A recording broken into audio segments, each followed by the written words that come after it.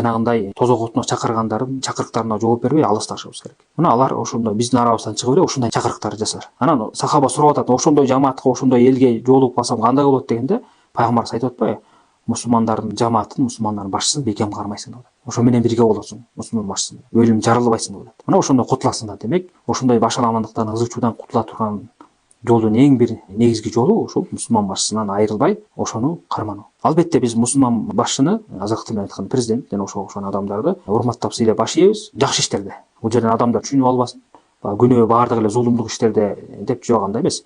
Жакшы күнөө эмес иштерде. Күнөө иш кылып аткан болсо, ал күнөө ишинде туура эмес ишинде баш ийбейбиз. Бирок ошол күнөө ишин, туура эмес ишин шултоо кылып туруп, ага каршы чыгып, курал көтөрүп, аны бийликтен алганга жанталашпайбыз. Ошол кандайдыр бир туура эмес иш кылган болсо, же кандайдыр бир туура эмес буйрук берген болсо, ошол ишин таштап, ошол буйругуна баш ийбей, башка жакшы иштеринде баш ийип кете беребиз.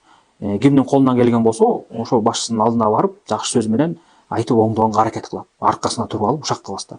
Мына ошентип, анан мусулман карапайым эл менен башчылардын ортосунда туура мамиле пайда болот. Эгерде ушул жолду колдонбосок, анда баарыбызга тең кыйынчылык келет.